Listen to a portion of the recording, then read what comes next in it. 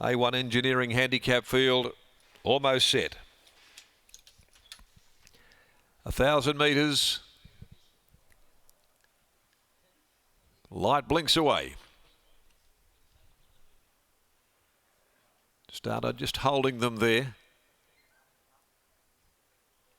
They look reasonable from where we stand.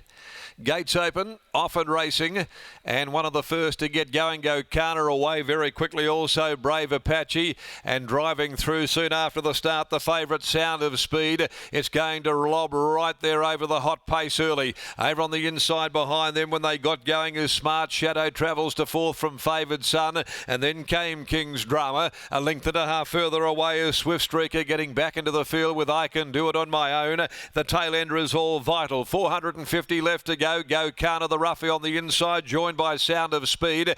Then the baldy face Brave Apache, covering extra ground as they come into the home corner. They balance up Favoured Son right behind those in company with King's Drama, looking for a bit of room at the 200 mark. Brave Apache on the outside of the favourite Sound of Speed, and now King's Drama coming at them. It's Brave Apache, King's Drama, inch by inch, getting on equal terms. It grabs the lead and was too good, King's Drama. King's Drama won from either Brave Apache. All Vital jumped right out of the ground, made it very close for second, in fact, with Sound of Speed, and they were followed further back behind them to Swift Streaker, and then Go Kana, who weakened out of calculations. Back there in the field as well as Smart Shadow, and I Can Do It On My Own is back there near the tail end. Pulling up back there as well with it is Favoured Son.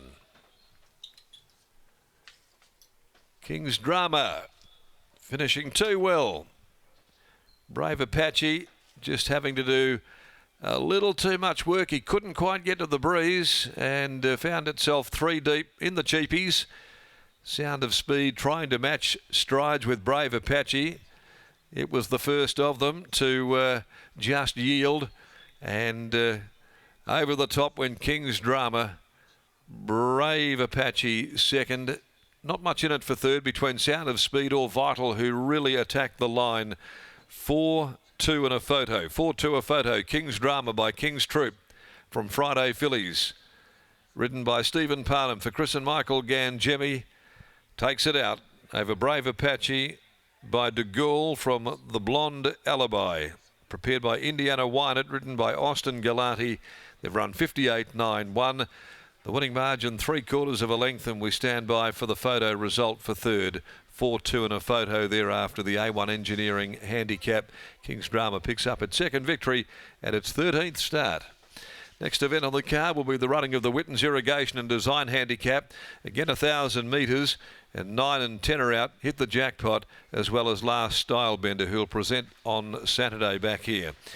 So it must be very close for that minor placing between the favourite, Sound of Speed, and All Vital, who was really getting home very well in the late stages after seeing a bit of room and getting around a couple of sets of heels. It did charge to the line and made it awfully close for third placing. All right, we'll leave it there for the time being. Get that official number there for you in a few moments. Race 7 today, race 6 this afternoon, I should say. The Whitton's Irrigation Design Handicap Field. You've got the details. Let's go to Lockie.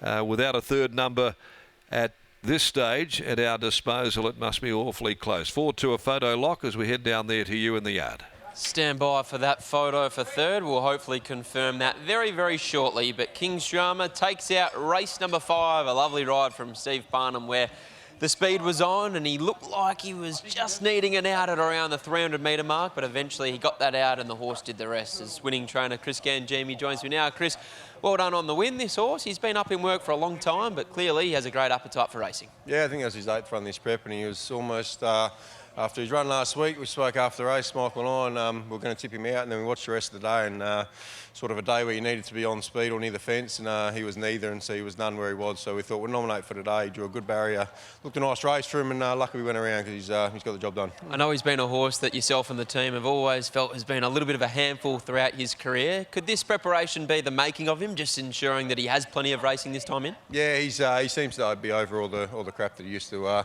that Geordie used to have to put up with early days. days, but no, he hasn't done anything wrong this prep. He just jacked up a little bit today, actually, so he might still go out after today, even though he's won. So, no, I think he can come back next prep in the winter and win another 1 or 2, I reckon. The win itself and the race itself, it looked like Stevie had a lap full of horse underneath him, but he just needed an out at the right time. Yeah, he's got a good turn of foot if he gets the right run. So he didn't have to use any petrol until the furlong, and he had a good turn of foot, which I say he gets when he has a soft run. Can Mars Mission run a race at a price in the next?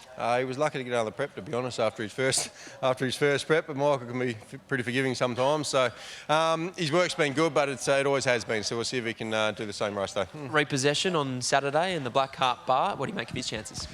He's been going well. Only got beat 3 lengths in the winter bottom. I do feel like he's probably going a length or 2 below his best, but bit of a drop back in grade on Saturday out of the winter bottom. We hopefully he can go close on Saturday. Appreciate the insight. Well done here. Thanks, buddy. There's Chris Gangemi, and here's Steve Parnham with Scotty. And that looks as though that photo is through now, and Sand of Speed will just hold on for third ahead of All Vital. So it'll be 4, 2, 5, 7 as we move to Stevie Parnham. Steve, a horse that probably does need a lot of things to go his way. Yeah, he's a tricky horse to ride. He's got a mind of his own at times. It wants to go left and right when you don't want him to. But we had a good barrier today, which he hasn't had most of the prep, actually. So I was able to hold a fairly good position, not too far away from the main dangers of the race. And he come into it well on the corner and just found the gap and let down. Is he going to get better with time, or is he always going to be a bit of a handful? I didn't ride him last prep, so I wasn't sure of where he's at. But I feel like he has matured a bit more, and probably a bit more time. You know, you expect that he mentally gets a bit better and stronger. But I think if he can just sort of put things together in a race, he will go through the grades a bit more than this. What about on a personal note? You rode 50 kilos for the filly in the Northerly. How did you recover from that?